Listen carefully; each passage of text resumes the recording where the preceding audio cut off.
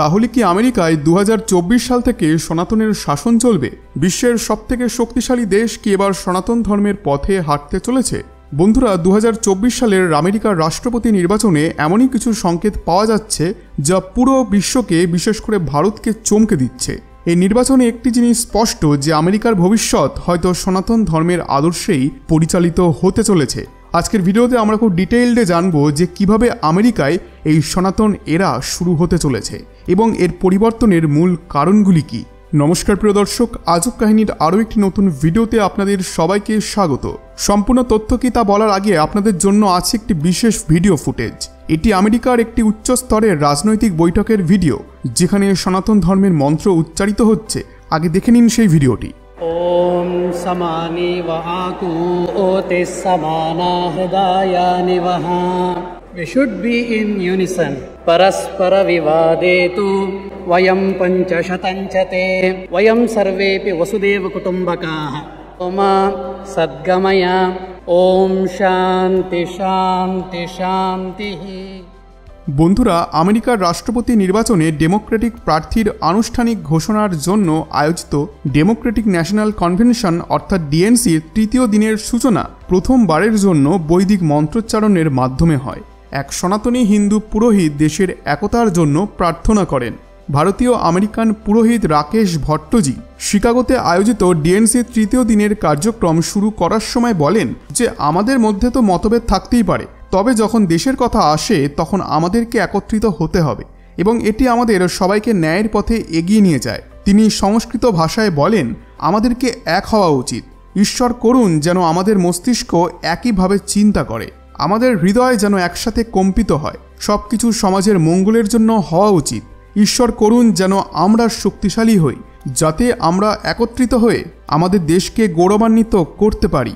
ভট্টজি আরও বলেন, সম্পূর্ণ বিশ্ব একটি পরিবার, সত্য আমাদের ভিত্তি এবং এটাই চিরন্তন। ঈশ্বরের কাছে প্রার্থনা করি তিনি যেন আমাদেরকে মিথ্যা থেকে সত্যির পথে, অন্ধকার থেকে আলোর দিকে এবং মৃত্যু থেকে অমৃতের পথে নিয়ে যান। তিনি এইভাবে সংস্কৃত মন্ত্রগুলোর ইংরাজি অনুবাদও পড়ে শোনালেন। Let our minds think together. Lead us from unreal to real, from darkness to the light, and from death to immortality. বন্ধুরা, আপনাদের হয়তো অবাক লাগবে, কিন্তু পণ্ডিত রাকেশজি যখন মন্ত্রোচ্চারণ করছিলেন তখন পুরো হল যেন নিস্তব্ধ ছিল। প্রতিটি মানুষ গভীর শ্রদ্ধা এবং সনাতন ধর্মের প্রতি অনুরাগ নিয়ে সেই মুহূর্তকে উপভোগ করছিল। ডেমোক্রেটিক ন্যাশনাল কনভেনশনে এমন একটি দৃশ্য ছিল এটি, যা প্রমাণ করে যে আমেরিকার সমাজে সনাতন ধর্ম কতটা গুরুত্বপূর্ণ হয়ে উঠেছে। ডেমোক্রেটিক পার্টির অর্থনৈতিক বিষয় উপপ্রধান অজয় ভুটোরিয়া একে একটি সিগনিফিক্যান্ট মোমেন্ট বলে বর্ণনা করেছেন, যেখানে ভেদাভেদের ঊর্ধ্বে উঠে সকলের ঐক্যের বার্তা দেওয়া হয়েছিল। ভুটোরিয়াজি আরও বলেন, আমেরিকান ভারতীয় সম্প্রদায়ের সমৃদ্ধ সাংস্কৃতিক এবং আধ্যাত্মিক ঐতিহ্যকে এমন একটি গুরুত্বপূর্ণ মঞ্চে সম্মানিত হতে দেখা আমাদের মধ্যে উৎসাহ তৈরি করে।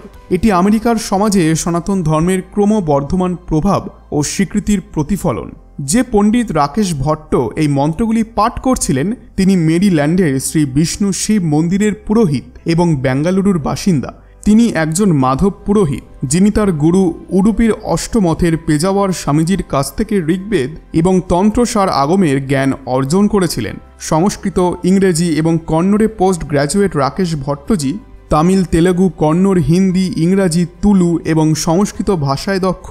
বন্ধুরা, 2024 সালে আমেরিকার নির্বাচনে হিন্দু ধর্মের ভূমিকা খুবই গুরুত্বপূর্ণ হতে চলেছে, কারণ ডেমোক্রেটিক পার্টির প্রার্থী কমলা হ্যারিস, যিনি একজন ভারতীয় আফ্রিকান বংশোদ্ভূত, তার মা ভারতীয় এবং বাবা আফ্রিকান। কমলার মা শ্যামলা গোপালন একজন বায়োমেডিক্যাল সায়েন্টিস্ট, যিনি প্রোজেস্টেরন রিসেপ্টর জিন নিয়ে গবেষণা করে ব্রেস্ট ক্যান্সারের চিকিৎসায় অগ্রগতি অর্জন করেছেন।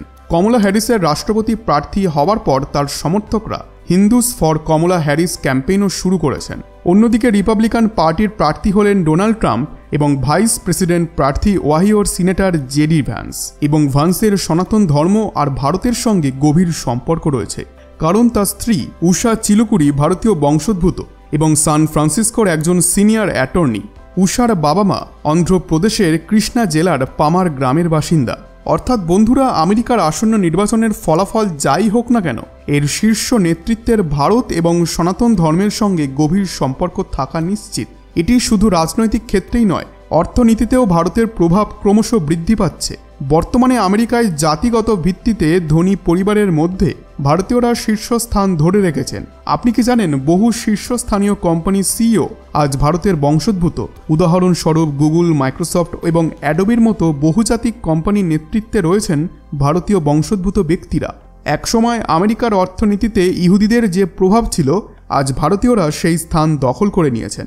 এটি কেবলমাত্র তাদের ব্যবসায়িক দক্ষতার পরিচয় নয়, বরং বিশ্ব মঞ্চে ভারতের ক্রমবর্ধমান শক্তিরও প্রতিফলন।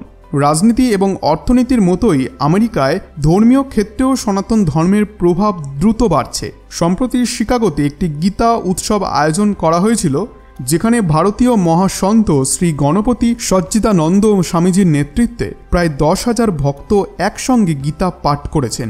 এই বিশাল আয়োজন বিশ্ব জুড়ে সাড়া ফেলে এবং আমেরিকার ধর্মীয় ও সাংস্কৃতিক ক্ষেত্রেও সনাতন ধর্মের প্রভাবকে তুলে ধরে। এই উৎসবে আমেরিকান কংগ্রেসের সদস্য রাজা কৃষ্ণমূর্তি এবং লেফটেন্যান্ট গভর্নর জুলিয়ানা স্টার্টনের মতো ব্যক্তিত্বরাও অতিথি হিসেবে উপস্থিত ছিলেন। শ্রী গণপতি সচ্চিদানন্দ স্বামীজি বলেছেন, গীতা উৎসব আমাদের আধ্যাত্মিক জ্ঞানের যাত্রায় একটি গুরুত্বপূর্ণ মাইলস্টোন। এই মহাযজ্ঞে অংশগ্রহণকারী পরিবার ও স্বেচ্ছাসেবকদের সমর্পণ দেখে আমি অত্যন্ত আনন্দিত। তিনি আরও বলেন, শ্রীমদ্ ভাগবত গীতা সমস্ত সীমানা অতিক্রম করে একতাকে বৃদ্ধি করেছে এবং বিশ্বজুড়ে জীবনের সমৃদ্ধিকে বয়ে আনছে। আজকের এই আমেরিকায় সনাতন ধর্মের প্রতি মানুষের আকর্ষণ দ্রুত গতিতে বাড়ছে। অনেক হলিউড তারকা এবং ক্রিকেটাররা সনাতন হিন্দু ধর্মকে গ্রহণ করেছেন বা এর প্রতি বিশেষ আগ্রহ দেখিয়েছেন।